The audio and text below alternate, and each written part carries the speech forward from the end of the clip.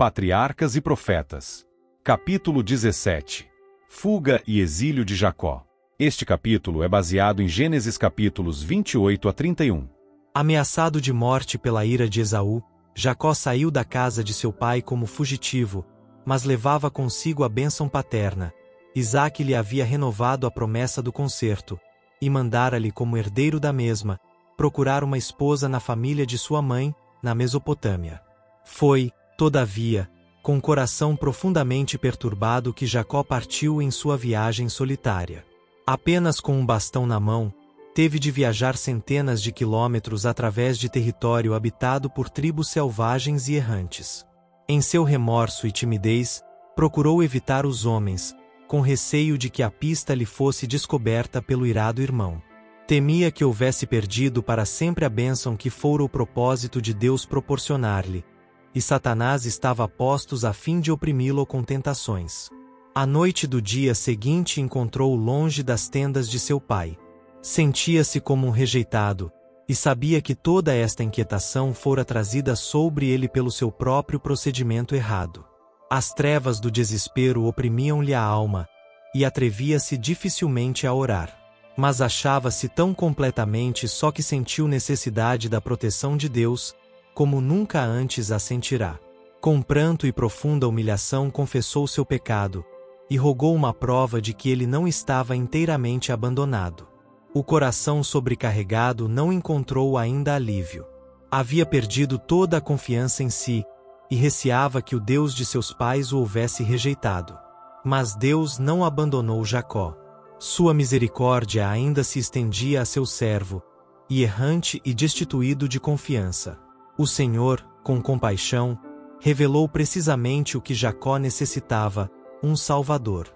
Ele tinha pecado, seu coração, porém, se enchera de gratidão, ao ver ele revelado um caminho pelo qual podia ser restabelecido ao favor de Deus. Cansado da jornada, o viajante deitou-se no chão, tendo uma pedra como travesseiro. Dormindo, viu uma escada, brilhante e resplendente, cuja base repousava na terra, enquanto o cimo alcançava o céu. Por esta escada, anjos estavam a subir e a descer, por sobre ela estava o Senhor da glória, e dos céus foi ouvida a sua voz. Eu sou o Senhor, o Deus de Abraão teu pai, e o Deus de Isaque. A terra em que estava deitado como um exilado e fugitivo, foi prometida a ele e sua posteridade. Com esta declaração, em ti e na tua semente serão benditas todas as famílias da terra. Gênesis 28, versos 13 e 14. Esta promessa tinha sido feita a Abraão e Isaque, e agora foi renovada a Jacó. Então, em atenção especial à sua solidão e angústia, naquele momento, foram proferidas estas palavras de conforto e animação. Eis que eu estou contigo, e te guardarei por onde quer que fores, e te farei tornar a esta terra, porque te não deixarei, até que te haja feito o que te tenho dito. Gênesis 28, versos 13 a 15. O Senhor conhecia as más influências que cercariam Jacó, e os perigos a que estaria exposto. Misericordiosamente patenteou o futuro ante o fugitivo arrependido, para que ele pudesse compreender o propósito divino com relação a si, e estar preparado para resistir às tentações que certamente lhe viriam quando só entre homens idólatras e ardilosos. Sempre estaria diante dele a elevada norma que devia visar, e o conhecimento de que por meio dele o propósito de Deus estava a atingir sua realização, prontificá-lo-ia constantemente à fidelidade. Nesta visão o plano da redenção foi apresentado a Jacó, não completamente, mas nas partes que para ele eram essenciais naquela ocasião. A escada mística que lhe fora revelada no sonho era a mesma a que Cristo se referiu em sua conversa com Natanael. Disse ele: Vereis o céu aberto, e os anjos de Deus subirem e descerem sobre o Filho do Homem. João 1, verso 51. Até o tempo da rebelião do homem contra o governo de Deus, tinha havido livre comunicação entre Deus e o homem. Mas o pecado de Adão e Eva separou a terra do céu, de modo que o homem não podia ter comunhão com seu Criador. Todavia, o mundo não foi deixado em uma solitária desesperança. A escada representa Jesus, o meio designado para a comunicação.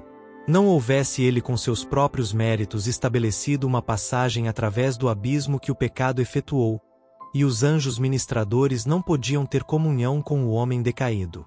Cristo liga o homem em sua fraqueza e desamparo, à fonte do poder infinito. Tudo isto foi revelado a Jacó no sonho. Se bem que sua mente de pronto apreendesse parte da revelação, as grandes e misteriosas verdades da mesma foram o estudo de sua vida toda, e mais se lhe desvendava a compreensão. Jacó despertou do sono no profundo silêncio da noite. As formas resplandecentes da visão haviam desaparecido. Apenas o obscuro contorno das colinas solitárias, e acima delas, o céu resplendente de estrelas, encontravam agora o seu olhar. Tinha, porém, uma intuição solene de que Deus estava com ele. Uma presença invisível enchia a solidão. Na verdade, o Senhor está neste lugar, disse ele, e eu não o sabia.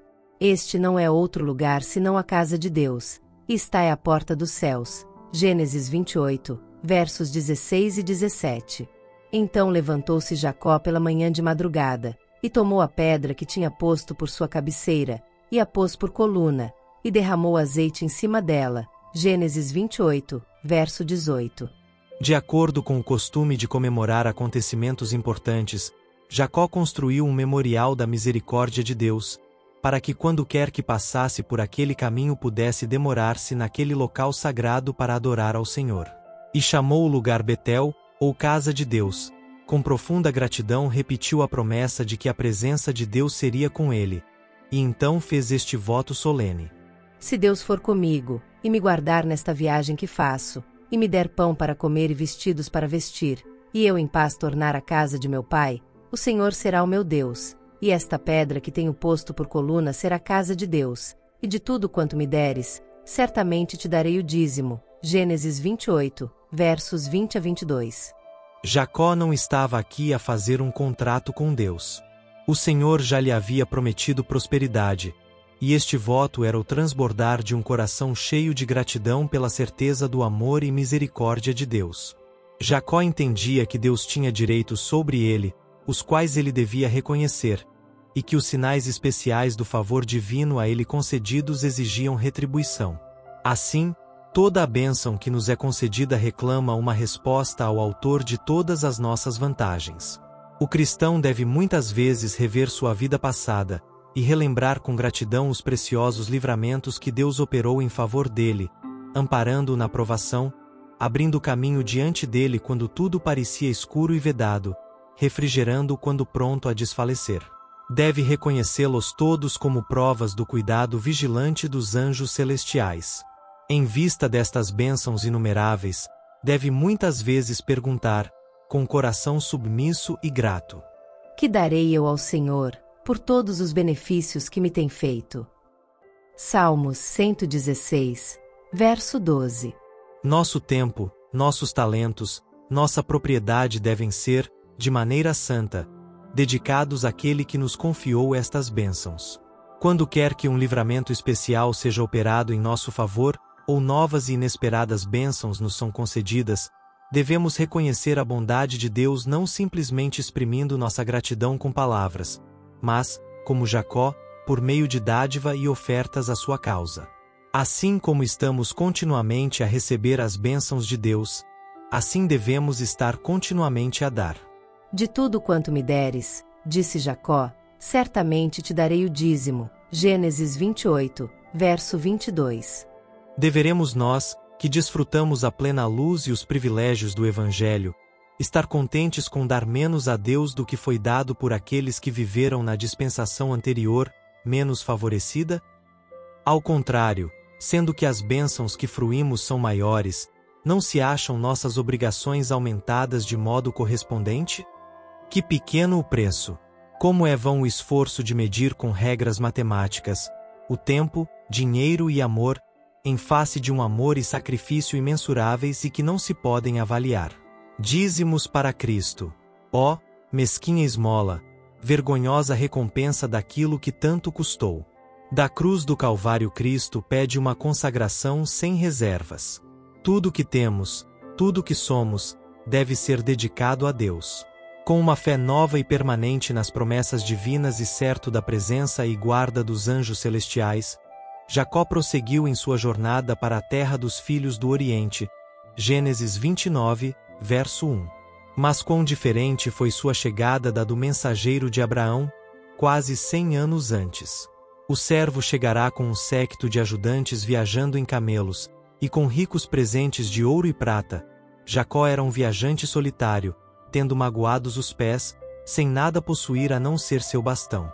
Como o servo de Abraão, Jacó se deteve ao lado de um poço, e foi aqui que ele se encontrou com Raquel, a filha mais moça de Labão. Agora foi Jacó que prestou serviço, volvendo a pedra do poço, e dando a beber aos rebanhos. Dando a conhecer o seu parentesco, foi bem recebido na casa de Labão. Se bem que tivesse vindo desprovido e desacompanhado, poucas semanas mostraram o valor de sua diligência e habilidade, e insistiu-se com ele que ficasse. Foi combinado que devia prestar 7 anos de serviço a Labão pela mão de Raquel. Nos tempos primitivos, exigia o costume que o noivo, antes da confirmação do contrato de casamento, pagasse uma soma de dinheiro ou seu equivalente em outras propriedades, conforme as suas circunstâncias, ao pai da noiva. Isto era considerado como uma salvaguarda à relação matrimonial.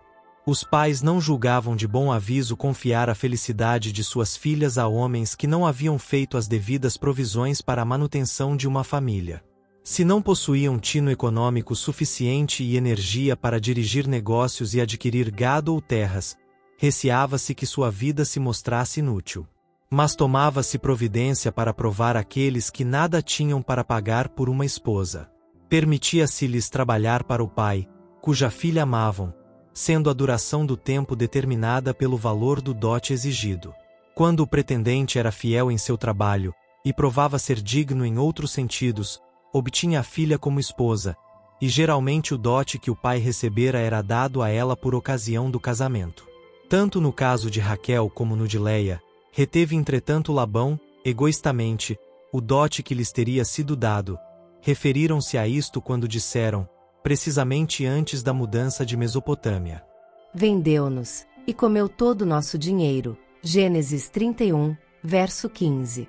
O antigo costume, se bem que algumas vezes do mesmo se abusasse, assim como o fizera Labão, produzia bons resultados. Quando se exigia do pretendente prestar serviços, a fim de obter a sua noiva, evitava-se um casamento precipitado, e havia oportunidade de provar-se a profundidade de seu afeto, bem como sua habilidade para prover às necessidades de uma família. Em nossos tempos, muitos males resultam de seguir uma conduta oposta. Frequentemente dá-se o caso que pessoas, antes do casamento, têm pouca oportunidade de se familiarizarem com os hábitos e disposições uma da outra. E, quanto ao que se refere à vida diária, são virtualmente estranhas quando no altar unem os seus interesses. Muitos acham, demasiado tarde, que não se adaptam um ao outro, e a desgraça por toda a vida é o resultado de sua união. Frequentes vezes a esposa e os filhos sofrem pela indolência e inépcia, ou pelos hábitos viciosos do marido e pai. Se o caráter do pretendente houvesse sido provado antes do casamento, conforme o antigo costume, poder-se-ia ter evitado grande infelicidade. 7 anos de serviço fiel Jacó prestou em atenção a Raquel, e os anos que ele serviu foram aos seus olhos como poucos dias, pelo muito que a amava. Gênesis 29, verso 20. Mas o egoísta e ganancioso Labão, desejando reter um auxiliar tão valioso, praticou um cruel engano substituindo Raquel por Leia. O fato de que a própria Leia fez parte da trapaça, fez Jacó pressentir que a não poderia amar. Sua censura feita com indignação a Labão foi defrontada com o oferecimento de Raquel por outros 7 anos de trabalho. Insistia, porém, o pai que Leia não fosse despedida, visto que isto acarretaria ignomínia à família. Jacó foi posto assim em uma posição muito dolorosa e probante. Decidiu-se finalmente a conservar Leia e desposar Raquel. Esta foi sempre a muito amada, mas a preferência dele por ela provocava inveja e ciúme, e sua vida se amargurava pela rivalidade entre as esposas irmãs. Durante 20 anos, Jacó permaneceu na Mesopotâmia, trabalhando ao serviço de Labão, que, desatendendo os laços de parentesco, aplicava-se a obter para si todos os benefícios da ligação que entre eles havia. 14 anos de labuta ele exigirá por suas 2 filhas, e, durante o tempo restante, o salário de Jacó foi 10 vezes mudado. Era, contudo, diligente e fiel o serviço de Jacó. Suas palavras a Labão, em sua última entrevista, descrevem vividamente a vigilância incansável que exercera aos interesses do exigente patrão. Estes 20 anos eu estive contigo, as tuas ovelhas e as tuas cabras nunca abortaram, e não comi os carneiros do teu rebanho. Não te trouxe eu despedaçado, eu pagava, o furtado de dia e o furtado de noite da minha mão o requerias. Estava eu de sorte que de dia me consumia o calor e, de noite a geada, e o meu sono foi-se dos meus olhos. Gênesis 31, versos 38 a 40. Era necessário que o pastor vigiasse seus rebanhos de dia e de noite. Estavam em perigo de ladrões, e também dos animais selvagens, que eram numerosos e audazes, fazendo muitas vezes grande estrago nos rebanhos que não eram fielmente guardados. Jacó tinha muitos auxiliares ao cuidar dos vastos rebanhos de Labão, mas ele mesmo era tido como responsável por todos. Durante algumas partes do ano era-lhe necessário estar em pessoa, constantemente, com os rebanhos, para os guardar na estação seca de perecerem de sede, e durante os meses frios de se enregelarem com a pesada geada noturna. Jacó era o pastor-chefe, os servos que ele empregava eram pastores ajudantes. Se algumas das ovelhas faltavam, o pastor-chefe sofria o prejuízo, e ele chamava os servos a quem confiara o cuidado do rebanho a prestar conta estrita, se o mesmo não era encontrado em condições prósperas. A vida de diligência e cuidados do pastor, e sua terna compaixão pelas desajudadas criaturas confiadas à sua guarda, têm sido empregadas pelos escritores inspirados para ilustrar algumas das verdades mais preciosas do Evangelho.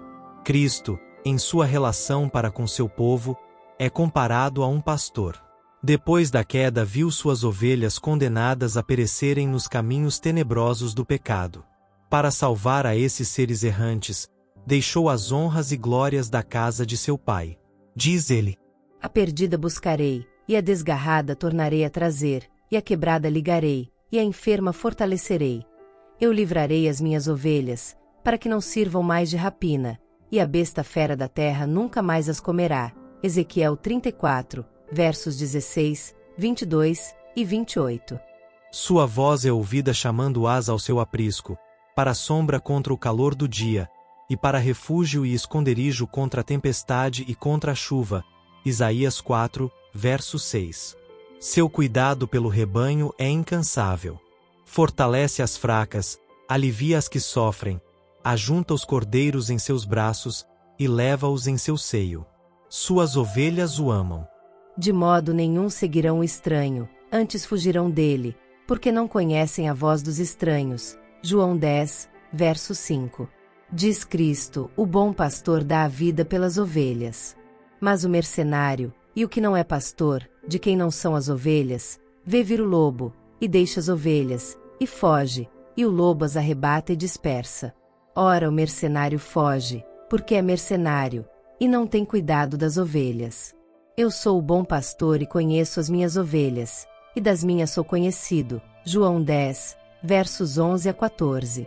Cristo, o pastor-chefe, confiou o cuidado de seu rebanho a seus ministros, como pastores ajudantes, e ordena-lhes que tenham o mesmo interesse que ele manifestou, e sintam a responsabilidade sagrada do encargo que lhes cometeu.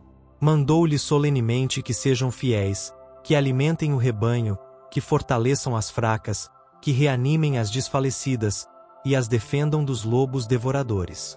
Para salvar suas ovelhas Cristo depôs a própria vida, e ele indica a seus pastores o amor assim manifestado, como exemplo para eles. Mas o mercenário, de quem não são as ovelhas, João 10, verso 12, não tem interesse verdadeiro no rebanho.